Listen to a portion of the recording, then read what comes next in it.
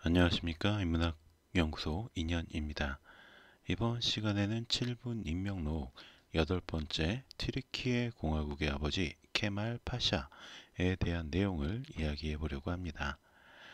8번째 튀르키예 공화국을 세운 오스만 제국의 영웅. 고구려 돌궐 연합으로 당나라와 맞서 싸웠던 일명 형제의 나라 터키는 2020년부터 국호를 바꾸기 시작했고 2022년 6월 2일 정식으로 유엔에서도 국호를 튀르키예라고 변경해서 표시하게 됐습니다. 실제로도 터키는 영어식 표현일 뿐이고 튀르키예는 어원인 오스만 튀르키예에서 파생된 이름이기 때문에 튀르키예가 맞는다라고 하더라고요. 그런데도 칠면조를 뜻하는 터키로 나라 이름이 굳어지자 이것을 변경하게 된 것입니다. 1. 무너진 오스만 제국. 오스만 제국은 한때 엄청난 폭발적인 성장을 이룩한 나라였습니다. 15세기에는 동로마 제국을 무너뜨렸고요. 16세기에는 발칸 반도를 거의 정복하면서 유럽인들을 공포로 몰아넣었죠. 이들의 확장은 유럽에서 그치지 않았고 중동에서도 이란을 제외한 대부분의 지역에서 지배자로서의 위치를 다졌습니다. 그러나 이름처럼 막강한 힘을 자랑했던 오스만 제국 역시 차츰 쇠락의 길을 걷게 되었습니다. 우선 정복군주였던 술레이만 1세 이후에 뛰어난 지도자가 탄생하지 않았던 중에 영국에서 시작된 산업혁명이 유럽의 여러 나라들을 발전시키면서 경제적, 군사적으로 강국으로 만들어 주었고요. 오스만 제국은 점차 유럽의 국가들에게 밀려나기 시작했습니다. 그렇게 상황이 역전되어서 17세기에는 헝가리를 내어주었고 18세기에는 흑해를 러시아에게 빼앗기게 되었죠. 상황이 이렇게 되자 오스만 제국 내에서도 서구식 기술을 도입해서 부국강병을 이룩하자라는 주장이 거세어졌고 여기에 앞장선 인물들이 셀림 3세, 마흐무드 2세, 압둘 메지드와 같은 개혁파 군주들이었습니다. 이들은 서구의 과학기술을 수입하였을 뿐만 아니라 정치와 이슬람교를 분리시켰고 헌법을 제정하고 입헌 군주제로서의 변화를 모색했습니다. 그러나 이미 벌어진 유럽과의 격차를 좁힐 수는 없었지요.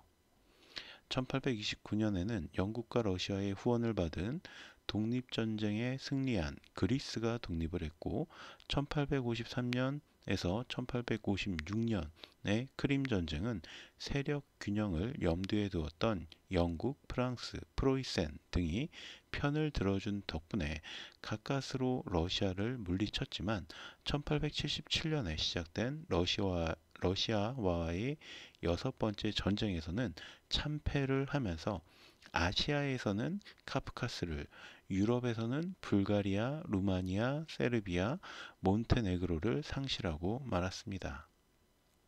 이런 와중에 오스만 제국의 보수 세력은 개혁을 주장하던 술탄과 개혁파들을 몰아내고 헌법과 국회를 해산시키며 옛 전제 왕권 시절로 복귀를 꾀했습니다. 이들은 다민족 국가였던 오스만에서 투르크족이 위치를 격상시켰고 보스파 술탄 압둘 하미드 2세에게 힘을 실어주었습니다. 이런 시도는 결국 이집트와 아라비와 쿠르드 등 여러 민족들의 분리 독립 운동을 불을 지폈고요. 오스만 제국의 서구 세계의 외압과 분리 독립을 요구하는 내부 세력의 분열로 빠르게 기력을 잃어갔습니다. 이 오스만 제국을 지키자.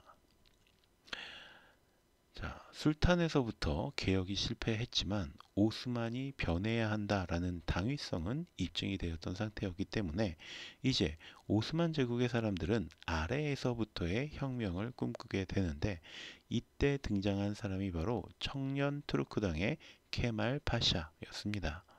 1881년 지금은 그리스 영토인 살로니카에서 태어난 케말 파샤의 원래 이름은 무스타파였습니다.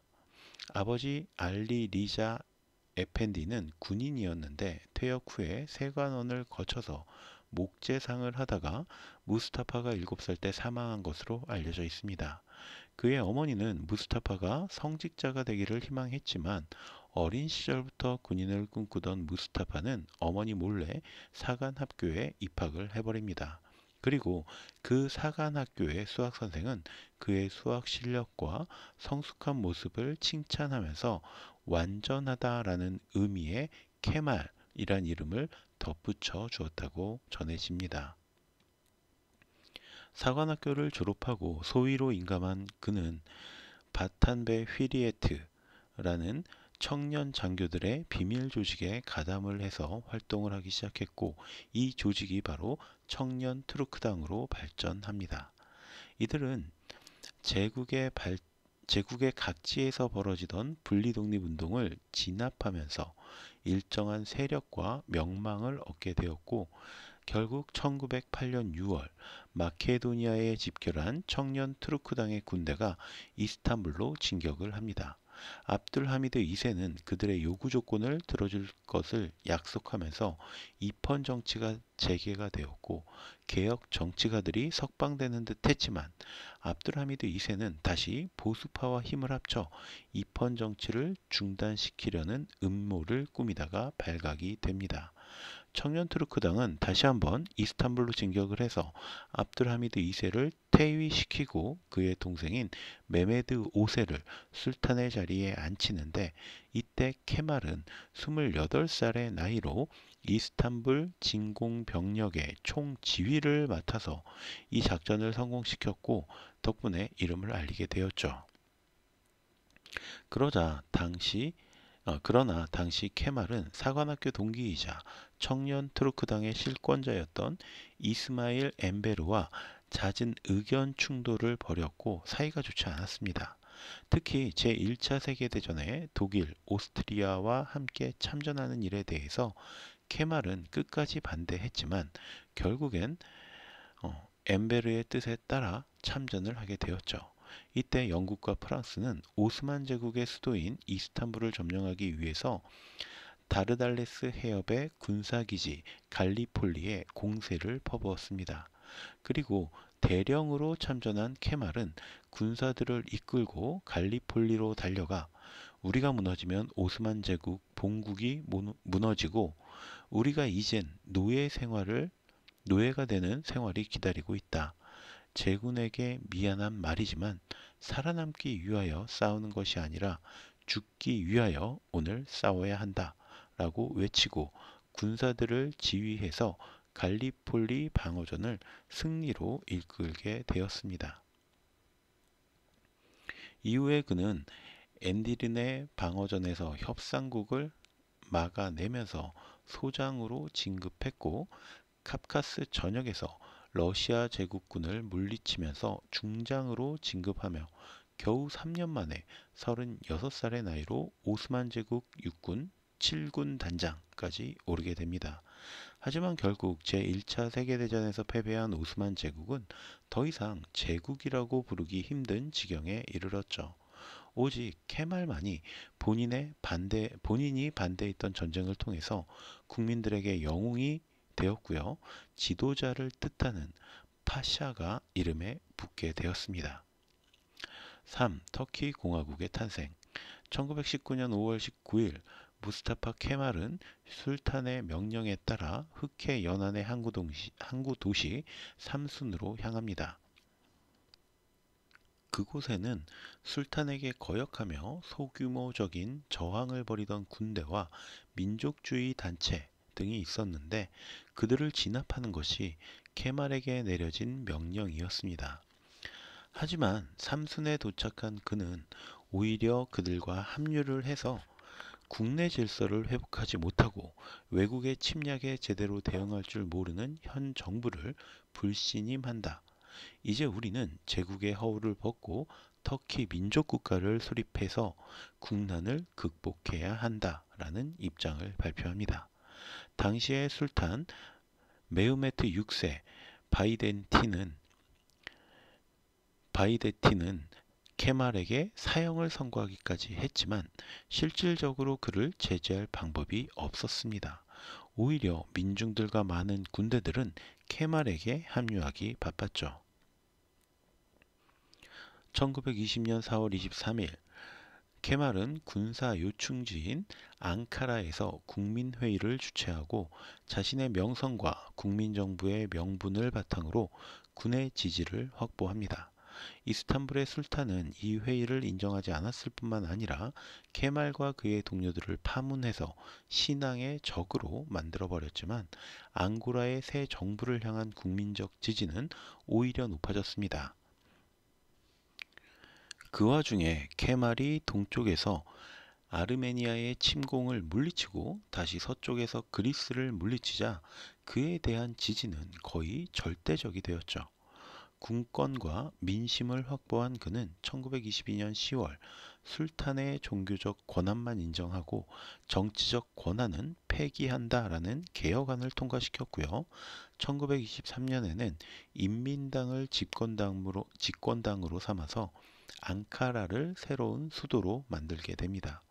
그리고 10월 29일에 의회의 선거를 거쳐서 터키 공화국의 초대 대통령에 취임했습니다. 그리고 이때부터 트리키의 사람들은 그를 무스타파 케말 파샤, 지도자에서 무스타파 케말 아타티르크, 티르크의 아버지라고 부르게 되었습니다. 물론 이렇게 신생국 터키를 근대화하는 과정에는 강압적인 수단도 많이 쓰일 수밖에는 없었습니다. 그래서 그는 독재자였고 오스만 제국으로의 복귀를 꿈꾸던 인물들을 다수 숙청했었고요. 쿠르드족이 반란을 일으켰을 때는 그들의 지도자들을 공개 처형하기도 했습니다. 그러나 대다수의 사람들은 망해가던 나라를 새롭게 일으켜 세우는 과정에서 불가피한 일이었다라고 말하기도 했습니다. 또 실제로 튀르키예에서 케말은 우리나라의 세종대왕이나 이순신 정도로 대접받고 있다라는 사실을 볼 때 그가 걸었던 길은 충분히 우리도 존중할 만하다라고 생각이 듭니다. 자, 그럼 오늘 이야기 여기서 마치도록 하고요. 저는 다음 시간에 또 다른 컨텐츠로 찾아뵙도록 하겠습니다. 오늘 제가 들려드린 이 이야기가 여러분들의 흥미와 호기심을 조금이라도 만족시켜 드렸다면 구독과 좋아요도 부탁드리겠습니다. 감사합니다.